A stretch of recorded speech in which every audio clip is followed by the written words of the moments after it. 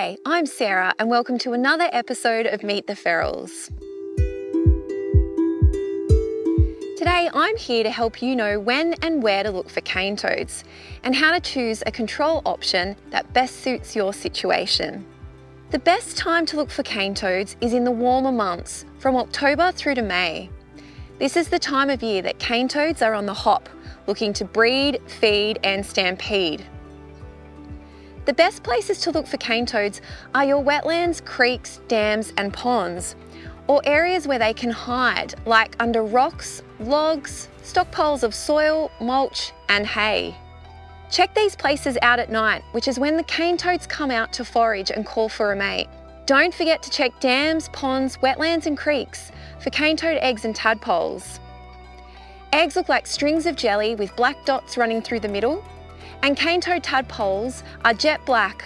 They'll often swarm together or bunch together and are generally much smaller than many of our native frog tadpoles. They have short, thin tails, which are about the same length or slightly longer than their body. If you think you've found a cane toad tadpole, juvenile or adult, collect the animal in a well-ventilated container, take pictures of what you've collected and report it to Feral Scan.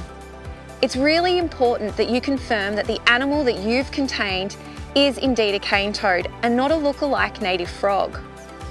An officer will be in touch to confirm the animal's identity. So it turns out you have found cane toads. Now what? The type of control you choose will depend on the life stage of the cane toad and also your personal circumstances. There are a few options and I'll run through those today. If you have a water body on your property, collecting eggs is a great control option as it stops a breeding event in its tracks.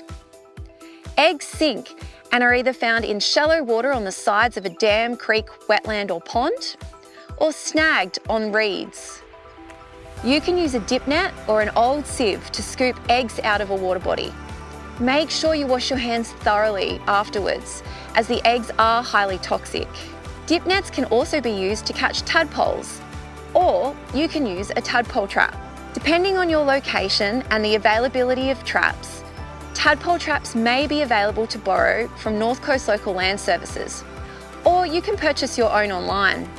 Tadpole traps work by using a lure that attracts cane toad tadpoles only through a funnel into the plastic container where they cannot escape.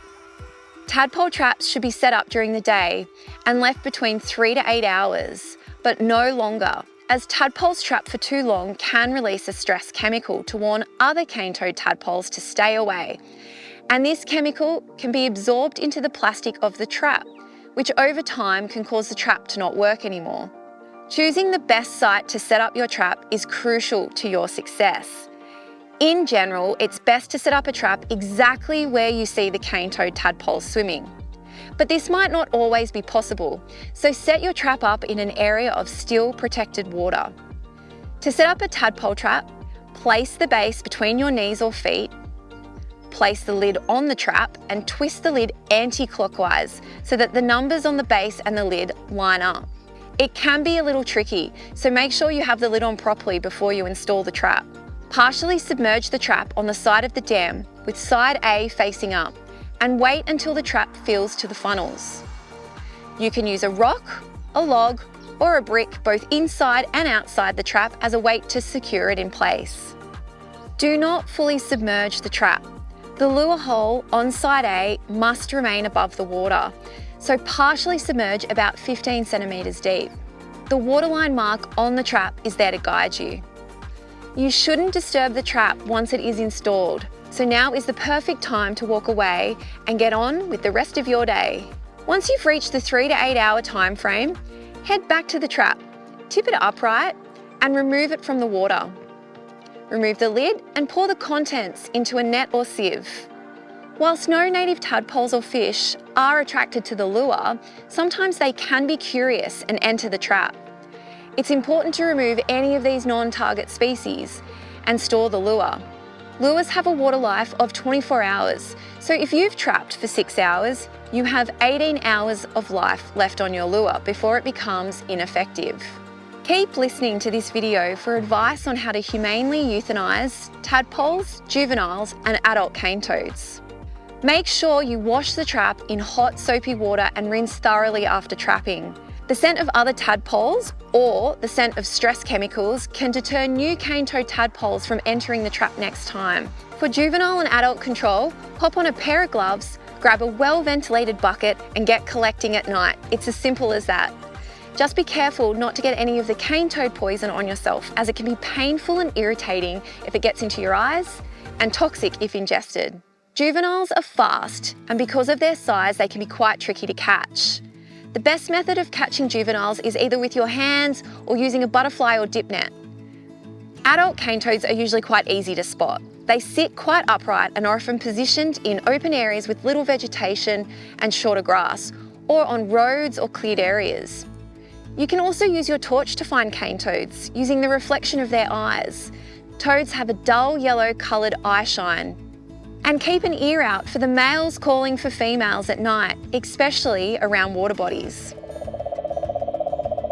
Whilst cane toads are a pest species, they should be treated humanely. Local Land Services recommends the fridge-freezer method of euthanasia for tadpoles, juvenile and adult cane toads. Place cane toad tadpoles or toads in a bag or container and transfer into a fridge for 12 hours and then the freezer for 48 hours. You can then either bury the tadpole and toads at a depth of 30 centimetres or simply pop into your garbage bin.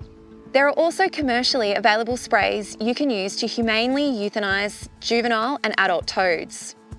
These may be available from your local hardware store. We recommend putting your toad collection in a bucket first and then spraying, as the residue from these sprays can affect native frogs. And don't forget to report your catch. You can submit your tadpole trapping and hand collection data to Feral Scan. It takes 5 minutes and you will be contributing to helping us understand where cane toads are breeding and living. We hope you found this video useful to help you get started with cane toad control on your property.